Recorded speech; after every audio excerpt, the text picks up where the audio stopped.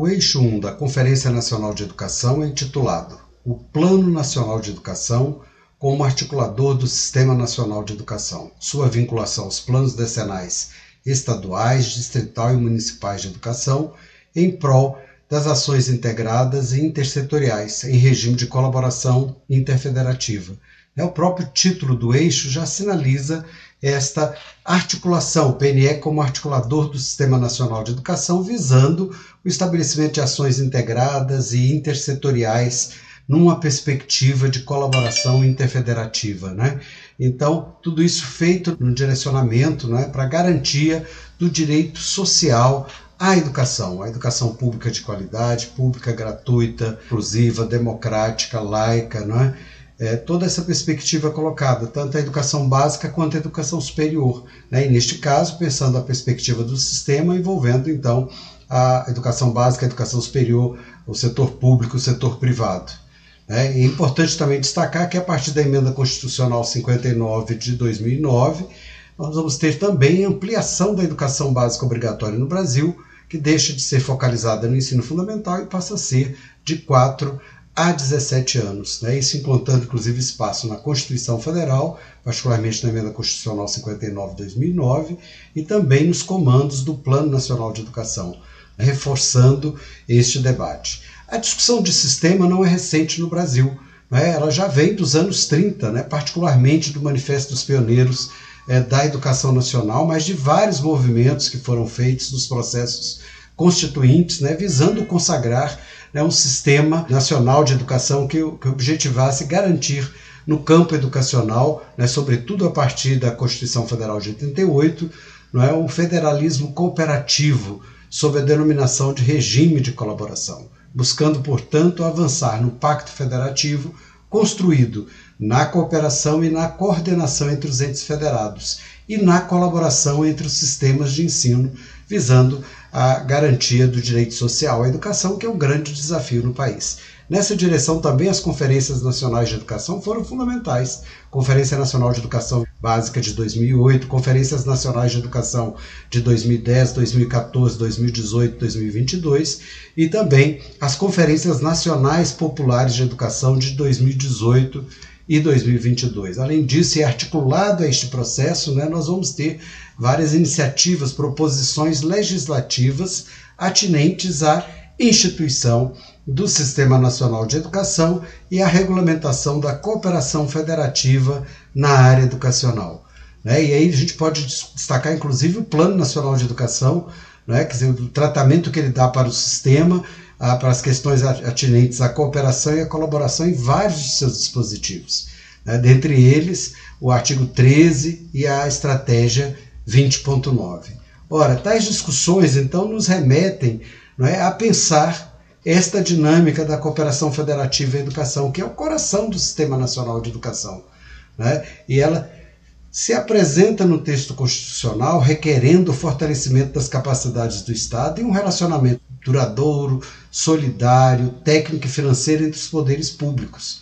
Então, um dos elementos fundantes de um Sistema Nacional de Educação e da cooperação federativa que o dinamiza será justamente o exercício articulado e integrado de competências concorrentes e comuns, onde a tomada de decisões e o exercício de competências não se dá de forma isolada, e sim de forma conjuntas, por meio das definições vinculantes em arenas federativas próprias. Então aqui há toda uma perspectiva importante de nós chegarmos à apreensão dessas regras de cooperação e, da medida em que formos colocá-la em prática, alinhá-los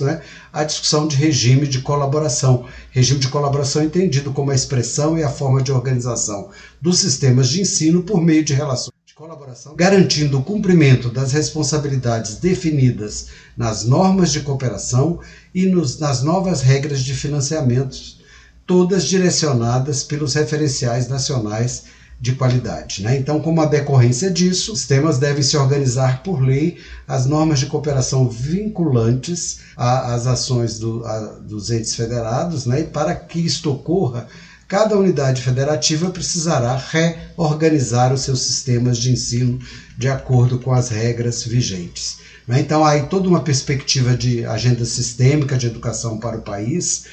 numa perspectiva de repartição de competências acompanhadas das condições necessárias para a sua efetivação, assumindo aí então o papel a União, os Estados, Distrito Federal e os municípios, organizando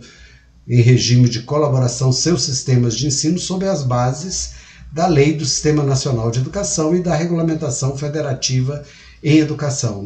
É óbvio que nós poderíamos falar aqui um conjunto de questões, mas é importante dizer que essa organização e regulação da educação nacional na forma de um CNE, de um Sistema Nacional de Educação, é que vai contribuir para se avançar e para se implementar os princípios educacionais, inclusive aqueles dispostos na Constituição Federal, no artigo 206, entre outros. Então, o CNE, a partir dos princípios da educação nacional, deve expressar claramente a atribuição específica de cada ente federado, e a condicionalidade objetiva do exercício de ação distributiva e supletiva de assistência técnica e financeira da União em relação aos estados e municípios e também dos estados em relação aos municípios, devendo, portanto, estabelecer instâncias de pactuação federativa e diálogo social, abrangendo as esferas de gestão e normativa, de participação e controle social, de avaliação e execução, pois dentro de uma perspectiva ampla, o que nos coloca diante do papel de destacarmos também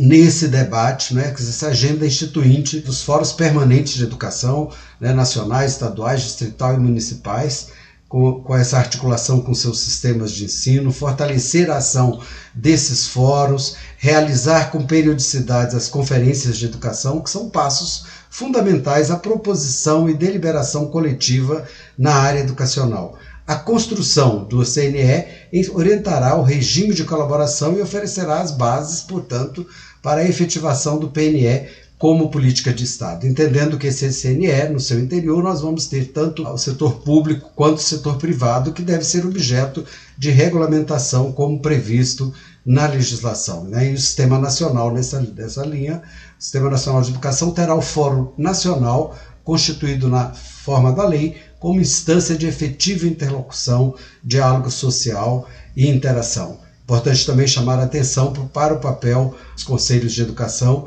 Conselho Nacional e os demais, numa perspectiva de se garantir um horizonte normativo e de regulação da educação nacional. Por último, um Sistema Nacional de Educação estável, por isso previsto constitucionalmente, a partir de uma lei complementar aprovada por maioria absoluta,